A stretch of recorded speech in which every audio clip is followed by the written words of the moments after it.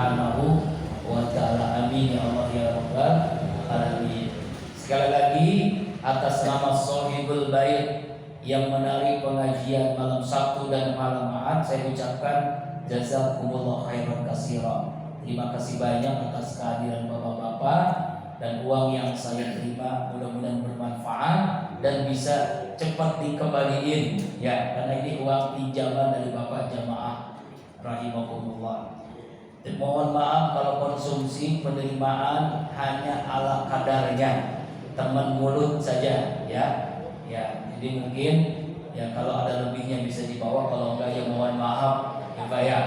Besok insya Allah kalau mau hikmah besok pun luar biasa. Kalau tanya mah yang ada kambing apa kebo katanya. Ya, baca mohon ya. Insya Allah. Jamaah rahimakumullah, hari ini saya menjelaskan tentang kenapa kita mesti mendukung, membantu ya saudara-saudara kita di Palestina yang sampai hari ini saya dengar berita terakhir lebih dari 1.400 orang yang meninggal dunia, yang luka-luka lebih dari 3.000 orang. Tuh, begitu dahsyatnya Zionis Israel nggak pandang bulu, dia bunuh bukan hanya pejuang mujahid Hamas, tapi juga anak-anak, bayi juga dibunuh, juga dibom, tidak memilah-milih tempat itu bom. Sampai hari ini 6 hari berturut-turut bom, hampir 6.000 ton bom dilancarkan ke Gaza, ke Palestina. Nauzubillahi min dzalik. Karena itu pada kesempatan hari ini kita ingin mencoba membahas bagaimana kita, sikap kita sebagai seorang muslim, apa alasannya kenapa kita mesti membantu saudara-saudara kita yang dizolimi, ya, yang dibantai, yang dijajah oleh Zionis Israel. Jamaah rahimakumullah, yang pertama karena kita sama-sama muslim. Ya, saudara-saudara kita itu muslim. Innamal mu'minuna ikhwatun. Sesungguhnya orang-orang yang beriman itu bersaudara. Keyakinan kita yang sama, akidah yang sama, Islamnya sama, Qur'annya sama, nabinya sama, kiblatnya sama, berarti dia saudara kita. Ya, dari bangsa manapun, dari negara manapun, warna manapun kulitnya, siapapun negaranya, apapun negaranya, kulitnya yang kuning langsat, yang putih, yang hitam, yang sawo mateng, yang sawo busuk, kalau dia muslim, saudara kita.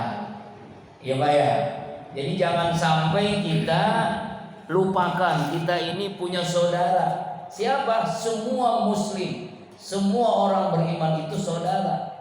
Bahkan dalam hadis Rasulullah bersabda, "Masalul mu'minina fi tarahim wa tarihim wa tawassulihim kamasil jasad wahid." Perumpamaan orang mukmin itu seperti satu tubuh. Ya, misalnya nih, kita jatuh dari motor, berdarah kaki kita, spontanitas tuh, kepala pusing, mulut ngomong aduh, betul Pak? Spontanitas, gak perlu diundang itu tangan, gak perlu itu diundang itu mulut, gak perlu diundang itu otak. Kalau kita jatuh, sakit, keluar darah, kepala pusing, mulut ngomong aduh sakit, itu dengan sendirinya. Saudara kita sekarang ada yang dibantai, ada yang dibom, ada yang dipenjara, ada yang dizolimi, disetrum, di macam-macam tuh. Ya, anak kecil, balita, dewasa, remaja, semuanya dibantai. Bahkan penjara terbesar di dunia itu ada di Gaza, di Palestina, dikepung dia Pak, nggak bisa kemana-mana. Itulah yang terjadi. Makanya kita merasakan tuh, ya Allah ya Allah, kita nih walaupun nggak punya duit, walaupun beras naik ya Pak ya, walaupun serba mahal, hidup kita alhamdulillah nggak ada bom, nggak ada peluru, nggak ada orang yang nangkep kita. Kita merasakan nikmat di sini mah tuh aman begitu. Tapi saudara-saudara kita yang saat ini dizolimi, merasakan sakit luar biasa, sedih luar biasa. Allahu Akbar. Itulah kenapa kita mesti menolongnya, membantunya. Karena kita satu saudara, satu tubuh. Satu tubuh, bayangkan Bu, kata Rasulullah. Ya Allah ya Rabbana. Itu yang terjadi Pak ya. Yang kedua, kenapa kita mesti peduli kepada saudara kita di Palestina? Karena di Palestina itu Masjid Al-Aqsa itu masjid yang dibangun masjid kedua setelah Masjidil Haram. Jadi masjid di dunia yang dibangun setelah Masjidil Haram adalah Masjidil Aqsa. Ya, Masjidil Aqsa itu masjid kedua setelah Masjidil Haram. Kemudian alasan yang ketiga, karena Palestina itu disebut dengan Ardul Muqaddasah, tempat bumi yang disucikan Allah Subhanahu wa Ta'ala. Jadi tanah yang suci. Sebagaimana Allah jelaskan dalam surah Al-Maidah ayat 21, A'udzu billahi minasyaitonir rajim. Ya qaumil qulul ardal muqaddasata allati kataballahu lakum. Wahai kaumku, masuklah kalian ke tempat yang disucikan. Ardul muqaddasah, yang Allah telah tetapkan bahwa tempat itu suci. Apa itu? Palestina itu kota suci, tempat suci. Maka itulah yang menyebabkan kita mesti peduli. Ya Pak ya. Walaupun memang kalau kita bantu dengan dana, kita juga lagi susah. Kita bantu, mungkin ada yang pengen jihad, kayaknya Habib ini wajahnya pengen mau ke sono kayaknya.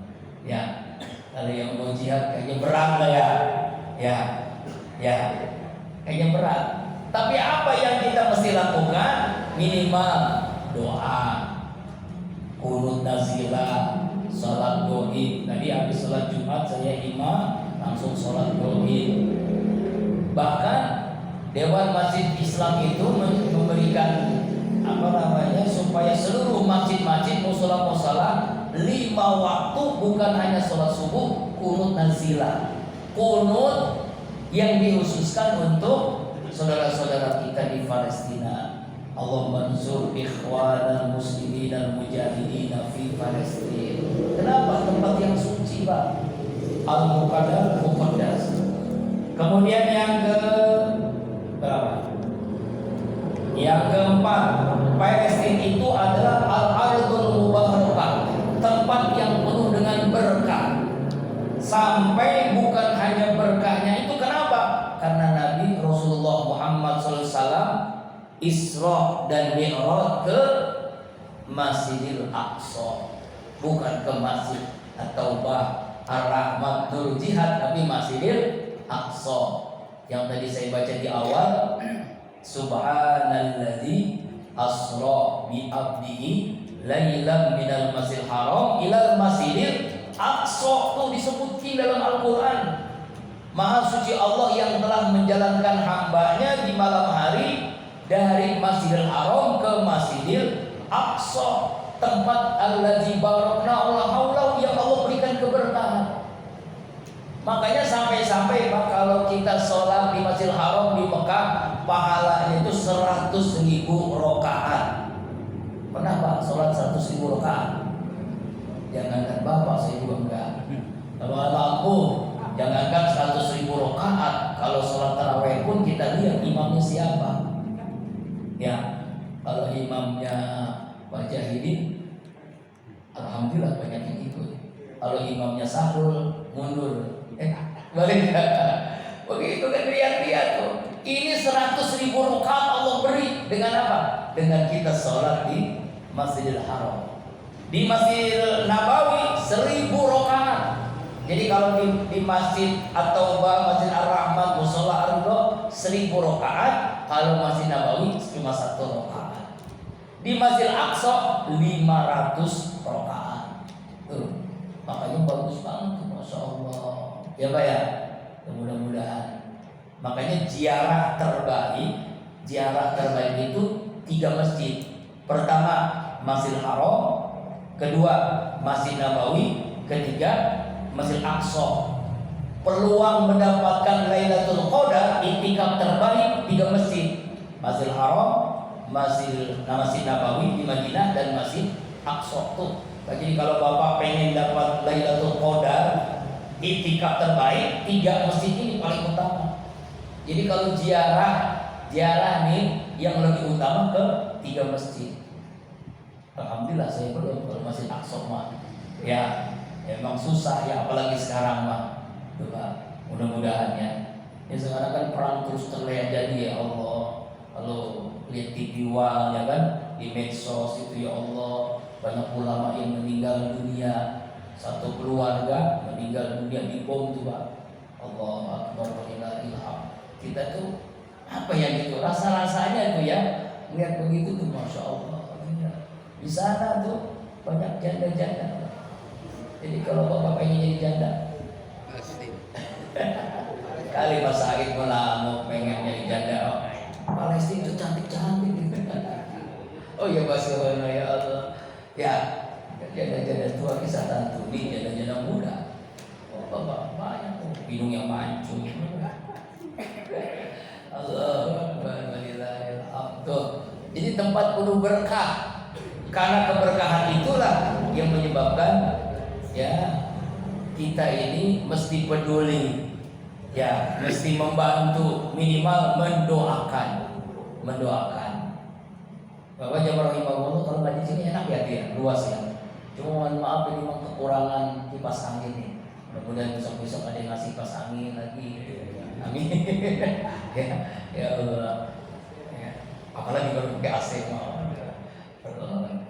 Kurang ya kipas angin ya. Sini 1, 2, 3 lagi lah ya. Ya rahimakumullah. Ya, nih. Jadi tempat penuh keberkahan itu Masjid Aqsa. Jadi Masjid Haram, Masjid Nabawi, Masjid Al-Aqsa. Tempat. Apalagi yang menyebabkan kita harus peduli, kiblat pertama umat Islam itu ada di Masjid Aqsa, Pak. Sebelum Rasulullah SAW kiblatnya ke Masjidil Haram, ke Ka'bah, Baitullah, dulu kiblatnya ke sana. Hampir berapa bulan gitu kalau nggak salah ya. Dalam riwayat itu lama juga, Pak. Ya. Bahkan kalau Bapak yang umroh, yang haji itu kalau ziarah itu ada nama Masjid Qiblatain. Pak Junid ya. Apa itu Masjid Qiblatain? 2 kiblat. Kenapa disebut 2 kiblat? Dulu kiblatnya menghadap ke Palestina. Nabi berdoa, sering berdoa tuh menghadap ke langit, minta kepada Allah supaya kiblat ke Ka'bah Baitullah, baru Allah kabulkan. Awali wajah satrul Masjidil Haram, itu ayat itu kan. Awalnya dulu menghadap situ. Setelah ada perintah menghadap ke Ka'bah Baitullah, maka berpindahlah kiblat kita ke Ka'bah Baitullah. Kenapa dulunya kiblat ke sana? Karena Baitullah Ka'bah dulu, Pak, zaman jahiliyah itu isinya patung berhala. Ya, ada yang tawaf, tapi tawafnya nggak pakai pakaian. Laki perempuan, telanjang, bulat. Dulu zaman jahiliyah. Ya Allah, ya Rabbana, bayangkan kalau sekarang orang nggak ada yang khusyuk tawaf. Kanan kiri ngelihat. Astagfirullahaladzim, bukan tawaf namanya. Itu zaman jahiliyah dulu, Pak. Makanya kan kita kan pakai ihram kan. Kalau laki-laki pakai ihram tuh nggak boleh pakai peci, nggak boleh pakai topi, hanya 2 lembar ya. Nggak boleh pakai celana dalam, nggak boleh pakai kaos dalam, nggak boleh, Pak. Itu ya. Makanya kalau pakai ihram yang nggak bisa, khawatir nanti terlepas, kelihatan itu burungnya. Nah. Makanya pakai apa tuh? Pakai sabuk yang orang Betawi itu silat tuh. Nah, itu tuh, Pak. Supaya apa? Supaya kain sarungnya itu, sarung dari kain jorong itu tidak mudah lepas. Oh, bayangin tuh, lagi tawaf lepas kelihatan aurat, nggak sah, batal. Ya. Makanya pakai sabuk ya. Cuma 2 lembar itu nggak boleh. Pakai celana dalam nggak boleh, nggak sah. Pakai celana, pakai apa? Kaos dalam juga nggak sah. Pakai peci juga nggak sah. Jangankan pakai peci, Bapak misalnya naruh anduk karena kepanasan, nggak sah. Jadi mesti terbuka semua, hanya 2 lembaga itu. Nah dulu zaman jahiliyah itu makanya kiblatnya ke Baitul Maqdis, itu sejarahnya.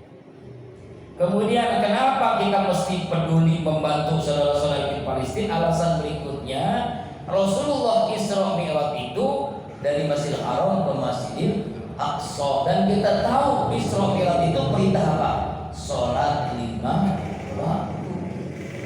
Nah itulah kenapa ke sana. Itu yang menyebabkan, itu yang tempat yang diperebutkan. Kan dulu awalnya Pak, seluruh wilayah Gaza, tepi barat, Yerusalem itu semuanya punya Palestina. Lalu ada orang Israel datang. Awalnya dia dari tamu. Orang Palestina itu kayak orang Indonesia, baik sama tamu. Emang orang Islam begitu, baik sama tamu. Cuma tamunya sombong, nyongsong. Apa namanya itu? Sombong. Lama-lama dia beli tanah, lama-lama dia kuasa. Nah ini ngeri nih, kita Indonesia sekarang kayak begitu Pak, ngeri, ya kan? Kalau bedanya Israel sama Palestina, tanah orang Palestina diambil sama Israel. Kalau di Rempong di Batam, tanah orang Indonesia diambil oleh orang Indonesia juga. Ya Allah ya Rabbana, kita dijajah oleh pengusaha apa? Iya, oleh pemimpin kita juga. Akhirnya apa itu? Lama-lama nih nanti udah kebongkar nanti. Apa yang terjadi? Ya itu kayak Israel khawatirnya. Sekarang Cina kan udah mulai menguasai, ya Allah. Nauzubillah min dzalik. Kita rindu dulu kayak pemimpin Pak Harto itu ya. Swasembada pangan, nggak perlu beras sampai mahal. Ya Pak ya. Pak Harto itu luar biasa gitu-gitu juga. Komunis gak bisa berkembang biak, orang Cina pun susah tuh. Dulu tuh Pak Harto kan luar biasa perjuangannya, hebatnya Pak Harto.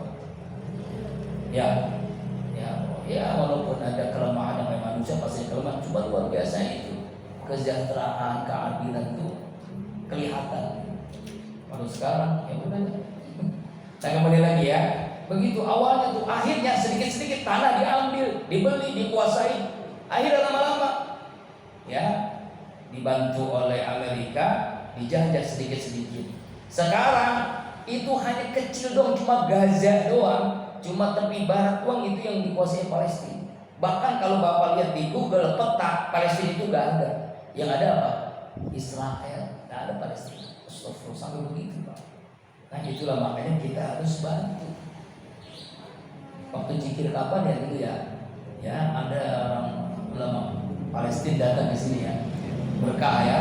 Waktu itu zikir akbar di Al Sami, ada ulama dari Palestina datang ke sini.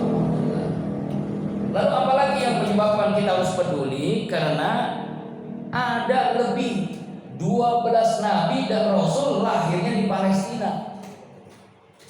Nabi Yakub, Nabi Yusuf, Nabi Musa, Nabi Isa, itu semuanya di Palestina. Itu jadi tempat yang penuh dengan berkah, tempat yang penuh disucikan Allah. Kenapa? Nabi-nabi lahirnya di Palestina. Kecuali Nabi kita Muhammad SAW di Mekah lahirnya, wafatnya di Madinah. Itu bedanya. Itu tuh ya. Apalagi alasannya kenapa kita harus peduli kepada orang Palestina? Karena Nabi pernah memimpin sholat berjamaah bersama para nabi dan rasul di Masjidil Aqsa ketika Rasulullah Isra dan Mi'raj. Jadi sampai di Aqsa dikasih minuman, yang satu isinya susu, yang satu isinya arak. Disuruh pilih oleh malaikat Jibril, pilih salah satu dari yang minuman susu dan arak. Lalu dipilih apa? Susu. Apa kata mereka? Sodaka. Benar. Seandainya kamu pilih ya Muhammad minuman arak, umatmu jadi pemabuk semua. Makanya kan kalau kita minum susu kan sehat Pak ya. Coba Pak pulang dari sini minum susu. Gak punya susu? Ada Pak. Apa ya? Susu apa? Cap nona. Ya Allah, berebutan sama cucunya. Allah Akbar. Masih ada susunya Pak Oha? Masih ada. Masih banyak. Expired katanya. Allah. Selesai itu kan sholat berjamaah tuh bersama para nabi dan rasul. Imam sholatnya adalah Nabi kita Muhammad SAW. Dan itu di mana? Di Masjid Aqsa di Palestina. Alasan yang berikutnya karena ternyata Pak, negara yang pertama kali yang mengakui Indonesia merdeka adalah waktu itu masih Mesir, negara Mesir. Dan itu atas inisiatif Mufti Palestina. Jadi Palestina itu masih bagian dari negara Mesir waktu itu. Yang mengakui kemerdekaan tanggal 17 Agustus 1945 yang diproklamirkan oleh Bung Karno dan Bung Hatta, diakui pertama kali negara yang mengakui adalah negara Mesir atas inisiatif yang petunjuk dari Mufti Palestina. Sampai begitu. Makanya kita ya mesti peduli begitu ya. Ya kan? Ini kadang-kadang sekarang ini dibolak-balik. Apa dibolak-balik Pak? Ya, yang salah katanya Palestina, Hamas. Yang benar Israel, dia membalas dendam. Padahal Pak, yang nyerang setiap hari lebih dari 70 tahun Israel. Yang ngambil tanah Palestina, Israel. Yang membunuh Israel. Itu mah cuma balasan kecil saja oleh Hamas. Hamas itu apa Pak? Himpunan anak masjid. Ya kan Hamas kan? Kalau Asyifa punya Hamas, nama himpunan anak masjid. Ya Allah, itu jangan dibolak-balik. Yang salah Hamas bukan, justru dia. Ini mah cuma alasan doang. Digempur setiap hari, bahkan dengan senjata fosfor, apa namanya? Senjata yang bukan hanya mematikan, sebelum mati itu tersiksa, kebakar. Seperti kalau ada orang maling motor, disiram bensin, dibakar. Kayak begitu rasanya kira-kira. Itu yang terjadi sekarang Pak. Itu jahatnya Israel. Makanya kita doain aja dah. Ya kita nggak mau apa-apa, bantu dengan doa. Semoga Allah hancurkan. Ya amin ya Allah ya Rabbal. Nah inilah yang menyebabkan kita mesti peduli Pak ya. Mesti doa lah. Kita nggak mampu bantu donasi dengan duit, tidak mampu berjihad, bantulah dengan doa. Minimal Al-Fatihah, minimal kita kirimkan supaya saudara-saudara kita diselamatkan, dijaga, dilindungi. Kenapa? Doa itu muhul ibadah, inti ibadah. Doa itu ya senjatanya orang beriman. Kita nggak punya senjata nuklir, nggak punya senjata bom, tapi kita punya doa, dan itu lebih dahsyat daripada nuklir, daripada bom. Ya, bisa jadi nanti kalau doanya seluruh dunia doa, apa yang terjadi? Sangat mudah bagi Allah. Seperti Abraha menghancurkan Ka'bah, apa kata Allah? Alam taro kaifa fa'ala rabbuka bi ashabil fil alam yaj'al kaidahum fi tadil wa arsala alaihim tayran ababil. Jadi Allah utus burung ababil. Nah kalau misalnya doa seluruh kaum muslim seluruh dunia, semuanya yang dizolimi berdoa, semua orang-orang berdoa, nggak ada yang mustahil bagi Allah. Allah turunkan burung ababil, Allah hancurkan Israel, Allah keluarkan dari Palestina. Dulu tuh yang perdana menteri Israel sebelumnya Pak, apa yang terjadi Pak? Matinya Pak mengenaskan, lebih dari 8 tahun koma. Sampai tinggal kulit sama tulang doang, nggak mati-mati. Itu aneh.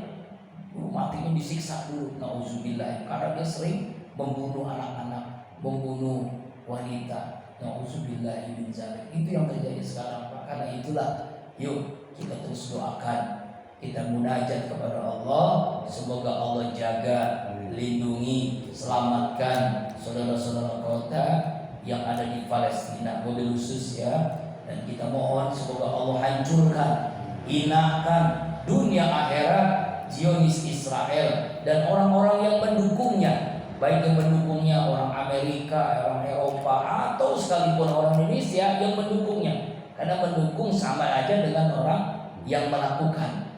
Ya, pendukung maksiat sama orang melakukan maksiat. Ya, Nabi Lut itu kan kaumnya dihancurkan oleh Allah bersama istrinya. Padahal istrinya tidak melakukan, cuma dia menjadi pendukung maksiat, sama-sama Allah hancurkan. Karena itulah kita mohon kepada Allah agar Allah hinakan Zionis Israel, hancurkan diri Israel, Allah turunkan bala tentaranya dengan burung-burung ababil atau Allah alam dengan apa, seperti yang terjadi waktu itu di Soviet dan di negara-negara lainnya. Bi barakati wa karamati wal mujizati suratul Fatihah.